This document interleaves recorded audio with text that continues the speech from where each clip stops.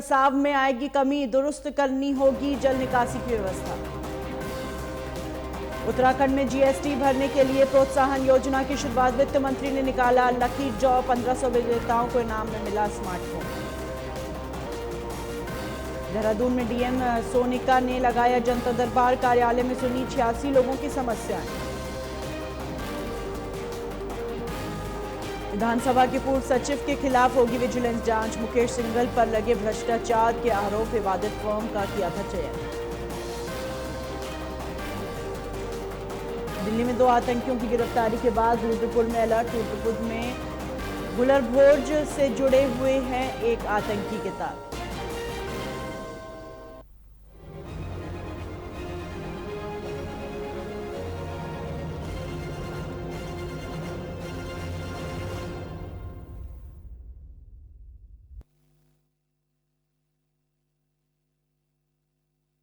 Uttarakhand live, मैं हूं आपके साथ हिना। जोशीमठ भू धसाव मामले में एक नया खुलासा हुआ है। भू धसाव का अध्ययन कर लौटे वैज्ञानिकों का कहना है हाइड्रोस्टैटिक प्रेशर के साथ ही अलकनंदा नदी में लगातार जारी टू कटिंग के चलते जोशीमठ में यह नज़ारा देखने को मिला। हालांकि सुकून देने वाली बात यह है भू धसाव क्षेत्र से अधिकांश पानी निकलकर अलकनंदा नदी में जा चुका है। साथ ही अब मिट्टी सूखने लगी है, ऐसे में अब भू धसाव में काफ़ी हद तक कमी आएगी। वैज्ञानिकों का कहना है जोशीमठ में भू धसाव वाले इलाके की ज़मीन स्थिर होने का प्रयास कर रही है, हालांकि इसमें थोड़ा वक्त लगेगा। गर्मी शुरू होते ही परिस्थितियों में सकारात्मक बदलाव देखने को मिलेगा। वैज्ञानिकों ने यह भी बताया जोशीमठ के जेपी कॉलोनी में जो पानी का बहाव 10 लीटर प्रति सेकंड की गति से हो रहा था, अब वो 1.9 लीटर प्रति सेकंड की गति से हो रहा है, जो सुकून देने वाली बात है। उनका मानना है जोशीमठ भू धसाव को लेकर साल 2021 में आई रैणी आपदा भी काफी हद तक जिम्मेदार है। आपदा के दौरान धौली गंगा और अलकनंदा नदियों में बड़े पैमाने पर जल प्रवाह हुआ, जिससे अलकनंदा नदी में 2 कटिंग हुई जो अब भी जारी है। वहीं वैज्ञानिक अपने साथ भू धसाव वाले इलाके से मिट्टी पानी के कुछ नमूने भी लाए हैं, जिसकी संस्थान की प्रयोगशाला में जांच की जा रही है ताकि इस बात का पता लगाया जा सके मिट्टी में पानी की मात्रा कितनी थी, साथ ही जो जल बहाव हो रहा है क्या वो अज्ञात प्राकृतिक स्रोत का पानी है या घरों से निकलने वाला पानी है।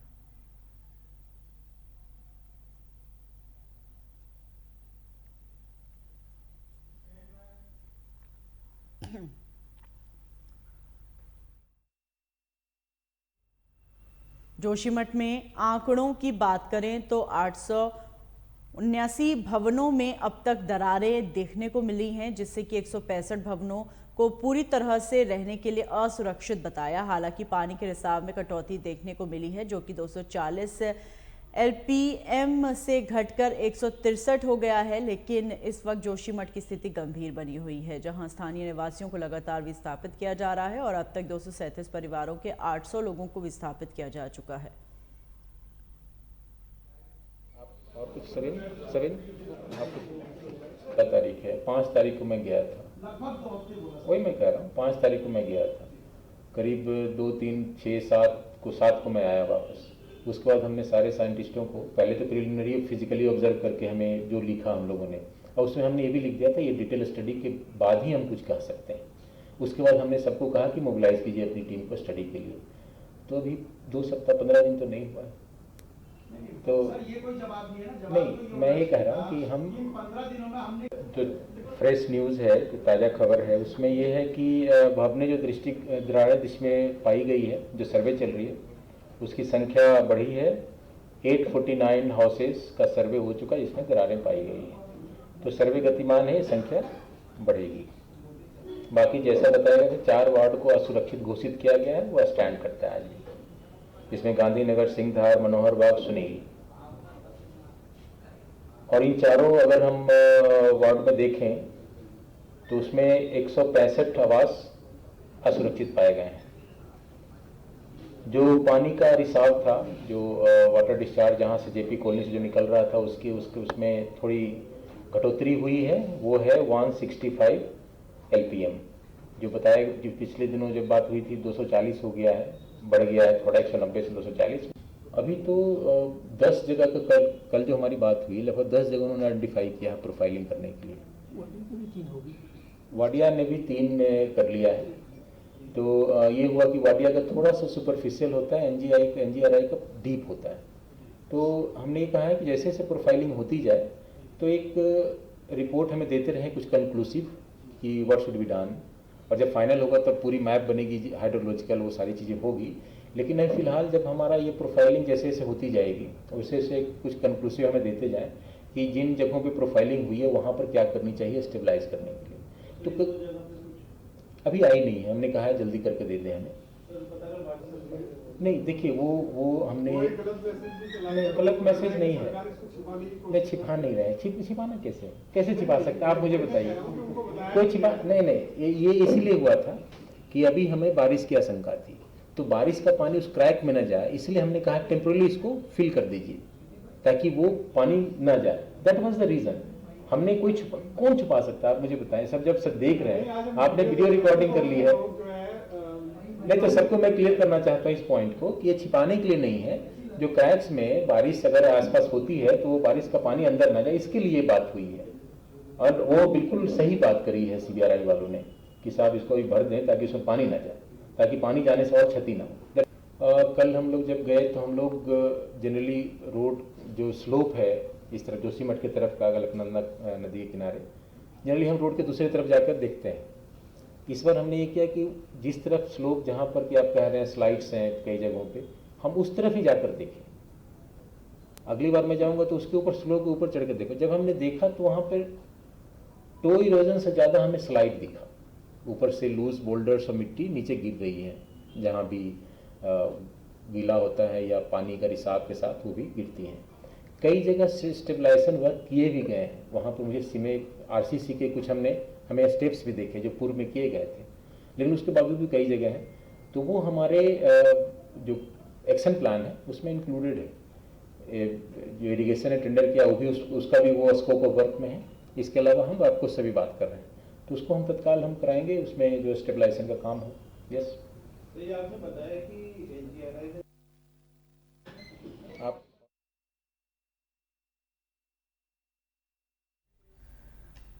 दिल्ली पुलिस की स्पेशल सेल के हत्थे चढ़े आरोपी नौशाद और जगजीत ने पूछताछ में कई चौंकाने वाले खुलासे किए। आरोपी गूगल मैप के जरिए उत्तराखंड से दिल्ली में हथियार लाए थे। सूत्रों की माने तो इस पूरे ऑपरेशन को अंजाम देने में करीब 2 महीने का वक्त लगा। इस दौरान आरोपियों को सीमा पार से इनके आका ने सिग्नल ऐप दिए और गूगल मैप के जरिए हथियार से भरे बैग की लोकेशन भेजी थी। पूरे ऑपरेशन को ड्रॉप डेड मेथड के जरिए गोपनीय तरीके से अंजाम दिया गया ताकि एजेंसियों को भनक तक न लगे। स्पेशल सेल सूत्रों के अनुसार इस वारदात में करीब 8 लोग शामिल हो सकते हैं। इसमें से एक पाकिस्तान तो दूसरा कनाडा में बैठा है। पहले का काम है कि इस्तेमाल हथियार मुहैया कराने और दूसरे का हथियार खास लोकेशन पर रखकर उनकी करंट लोकेशन भेजने का काम करता था। यह खुलासा जांच से जुड़े एक वरिष्ठ अधिकारी ने किया। अधिकारी के मुताबिक टीम वैज्ञानिक साक्ष्य जुटाने की कोशिश कर रही है ताकि आगे की कड़ी तक पहुंचा जा सके। पूछताछ में आरोपियों ने हथियार उत्तराखंड से लाए जाने की बात कही। हथियार का बैग उठाने के लिए भेजी गई लाइव लोकेशन समेत अन्य दूसरे साक्ष्यों की जानकारी हासिल करने के लिए मोबाइल को फोरेंसिक जांच के लिए भेजा है।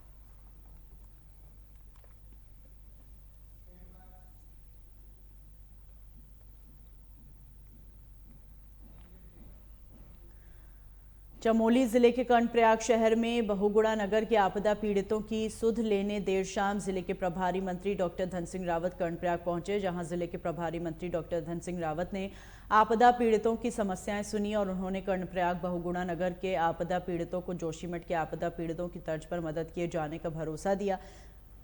साथ ही उन्होंने प्रशासन को निर्देश देते हुए कहा, जो भवन क्षतिग्रस्त हुए हैं उन्हें तत्काल खाली किया जाए।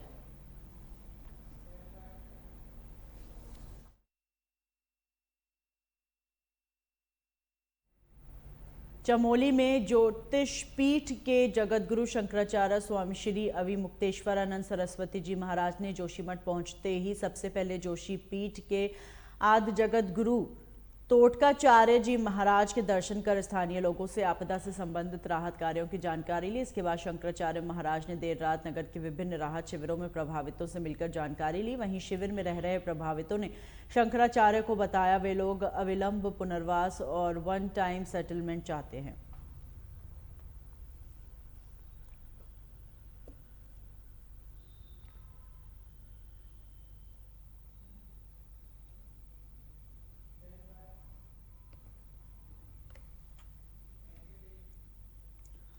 मंगलौर में जन कल्याण और लोक भावना के उद्देश्य से महामंडलेश्वर स्वामी मैत्रेय गिरि महाराज द्वारा भव्य कलश यात्रा निकाली गई, जिसमें 13 अखाड़ों से साध्वी साधु संत इस शोभा यात्रा में हिस्सा लेंगे। जहां महामंडलेश्वर स्वामी मैत्रेय गिरि महाराज ने बताया, भारतीय संस्कृति का उद्देश्य है विश्व कल्याण हो, जन कल्याण हो या इस माघ मास में आध्यात्मिक कार्य करने, भागवत कथा श्रवण के साथ अनुष्ठान और पूजन करने का बड़ा महत्व है।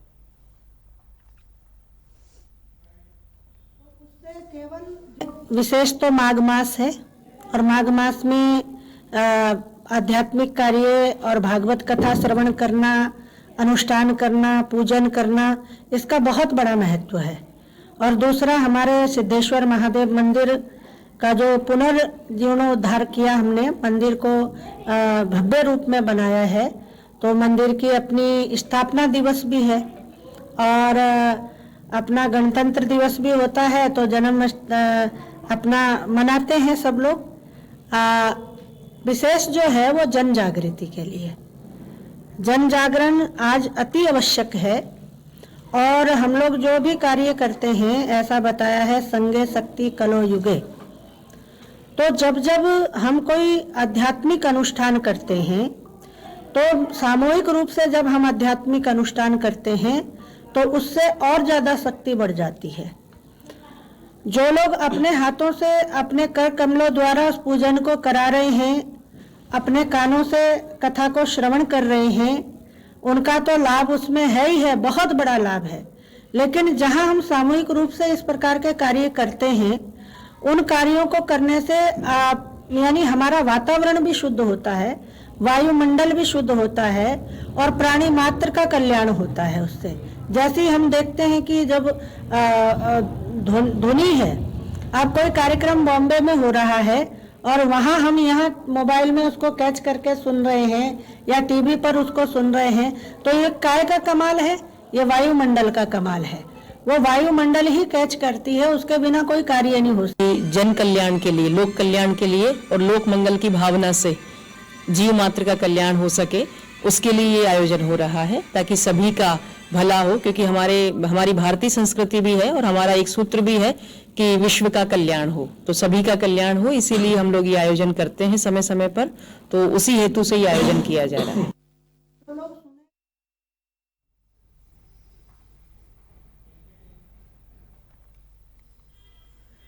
एक बार फिर हल्द्वानी पुलिस चर्चाओं में है, जहां इस बार महिला सिपाही ने अपने पति के खिलाफ मारपीट का मुकदमा दर्ज कराया, जिसके बाद समूचे पुलिस प्रशासन में मामला चर्चा का विषय बन गया। हालांकि इससे पहले भी कई मामले आए हैं, लेकिन यह पहली बार है जब एक महिला सिपाही ने अपने पुलिस कांस्टेबल पति पर आरोप लगाया है।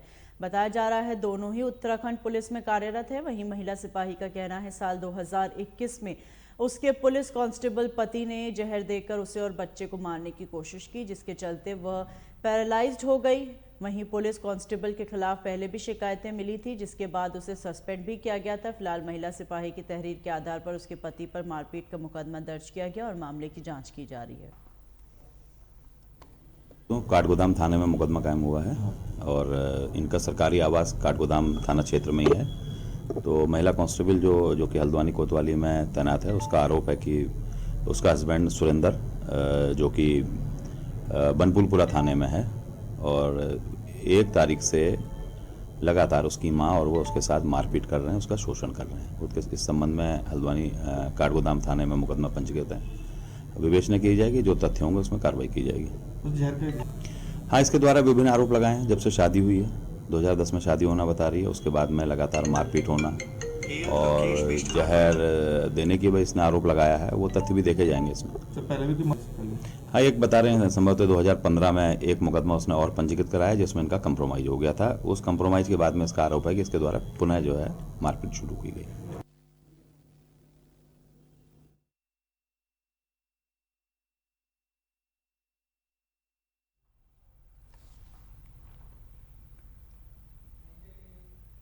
नैनीताल जिले में आपराधिक घटनाओं को अंजाम देकर संपत्तियां इकट्ठा करने वाले गैंगस्टर के खिलाफ अब पुलिस संपत्ति जब्त की कार्रवाई करने लगी है।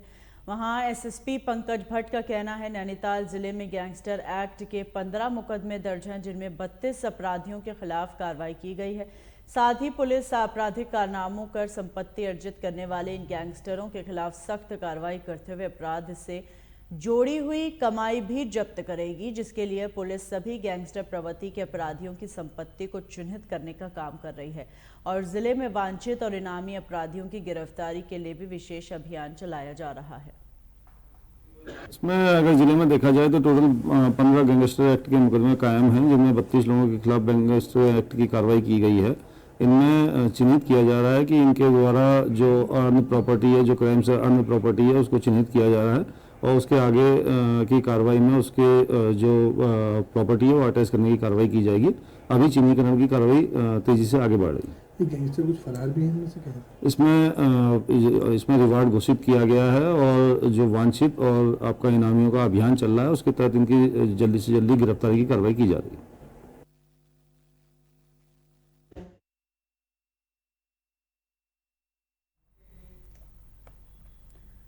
रुड़की के लिब्बर हेडी स्थित शुगर मिल की चिमनी से उड़ने वाली राख लोगों के लिए परेशानी का सबब बनी हुई है। वहीं राख उड़ने के कारण सांस में रोगियों की दिक्कतें हो रही हैं, जिससे लोगों ने मिल प्रशासन से तत्काल राख पर अंकुश लगाए जाने की मांग की। बताया जा रहा है चीनी मिल का नवीन पेराई सत्र शुरू होने के कुछ दिन बाद से ही चीनी मिल की चिमनी से राख उड़ना शुरू हो गई और आलम यह है सुबह के समय लोगों के घरों में काली राख का अंबार लगा रहता है। वहीं ग्रामीणों का आरोप है शुगर मिल की चिमनी से धुएं के साथ राख उड़ रही है, जो कि लोगों के घरों में गिर रही है।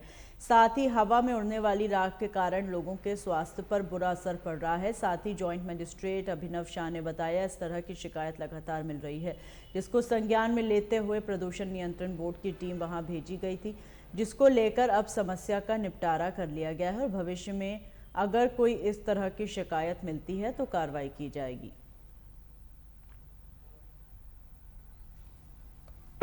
ये जो अपने क्षेत्र में उत्तम शुगर मिल लगा है लिब्बारेड्डी में, तो इसकी चिमनी से धुएं के साथ साथ में राख निकल रही है और राख का इतना ज़्यादा प्रकोप हो रहा है कि हवा भी पश्चिम से पूर्व की ओर चल रही है, तो ज़्यादातर हवा पूर्व की दिशा में ही आ रही है और गांव भी हमारे इधर ही पड़ रहे हैं।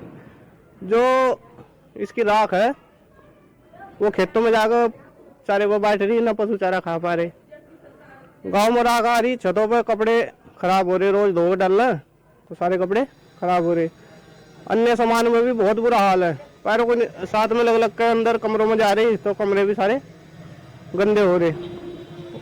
ना तो मिल प्रबंधन इस पर कोई जानकारी ले रहा और ना ही शासन प्रशासन इसके ओर ध्यान दे रहा। बहुत जगह सूचना इसकी दे दी गई, लेकिन अभी तक कोई कार्रवाई नहीं हुई। आंखों को भी, शरीर को भी नुकसान दे रही है। किसी की आंख में डल रही है। अभी का लगभग 9 साल पहले का मामला है। नसीरपुर के एक किसी व्यक्ति की आंख में डल गई थी ये राख, तो उसकी बेचारे की आंखें खराब हो गई थी, लेकिन मिल प्रबंधन में इसके ओर कोई ध्यान नहीं दे रहा। राख दिन प्रतिदिन बढ़ती जा रही है। ऐसा हो रहा है कि हम तो राख में दब कर मर जाएंगे। यहाँ हुआ कि इसने पशु हमारे बीमार कर दिए और खुद हम सांस के बीमार, हम बीमार कर दिए। पूरे खेत कागज में कर दिया, पूरी राख आ रही है और बरसी हरा बंद कर दिया। जो खेत में जाओ करने के लिए आंखों में राख पड़ रही है, जो ओस चिपकी पड़ी है कुछ राख, उसे हमारे ये पशु नहीं खा रहे। बहुत परेशान कर दिया इस मिल वाले ने। ये बड़ी उत्तम मिल से राख आ रही है सारी, इसने बड़े परेशान कर दिया। देखिए, इसमें हमें भी कंप्लेन मिली थी कि वहाँ पे ऐसा कुछ हो रहा है, तो इसमें हमने तत्काल जो पॉल्यूशन कंट्रोल की टीम है उसको मौके पे भेजा है। तो उन्होंने हमें अपडेट किया है कि उन्होंने वहाँ पे जो भी सैंपल्स हैं उनके लिए हैं और इसके अलावा उनको बता दिया कि ये अपनी चीज़ें ठीक कर लें। तो उन्होंने ऑलरेडी इसमें कुछ कार्रवाई कर ली है। इसके अलावा जो सैंपल दिए गए हैं उसकी जैसे ही रिपोर्ट आ जाएगी तो उसमें जो भी कार्रवाई होगी हम उसके अकॉर्डिंगली करेंगे।